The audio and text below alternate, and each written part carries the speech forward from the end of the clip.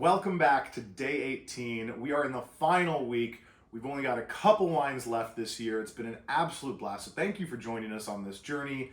I've had a lot of fun hosting these with you. This is something we're going to do a lot in the future. But before I start rambling, let's dive into today's wine. We've got our Fortune Favors French White Blend. And this is a blend of Sauvignon Blanc, Chardonnay with a little bit of Viognier in there as well.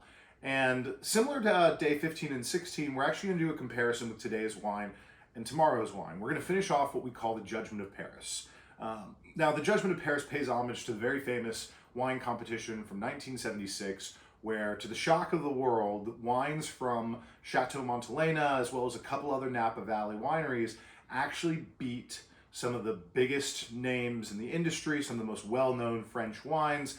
They beat them in a head-to-head blind tasting, really catapulting Napa onto the map. That's when it really started to gain a lot of buzz and a lot of hype within the wine industry. Millions of dollars were then poured into the industry to develop it, and really it's made Napa into the region we know and love today.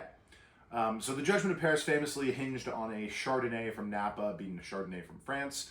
That was the Chateau Montelena Chardonnay, the 1975 Chardonnay, I believe.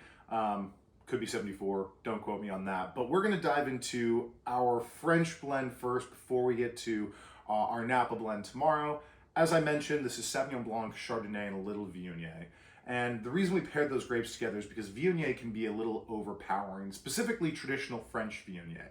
It's got a very, very large nose. You're going to get a lot of perfume aromas coming out of it. It's actually one of the easiest wines to identify in a blind tasting because the aromas are so strong, they're so distinct.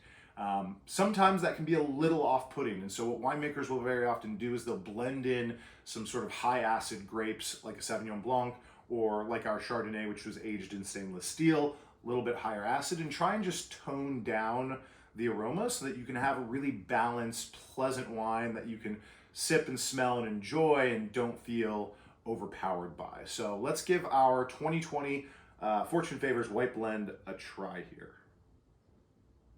Yeah, right away you can tell there's Viognier, but the Chardonnay actually comes through and the Sauvignon Blanc comes through really nicely. So it's not a huge nose. It's much calmer than a traditional Viognier.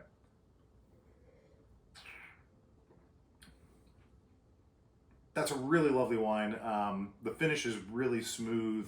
We've got nice medium body here, not too much acidity. Going to go great with brie, with pears, with any kind of traditional, butter-based French cuisine. This is going to go really, really well with.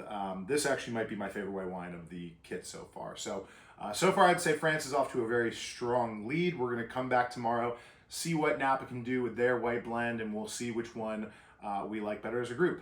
Cheers to day 18.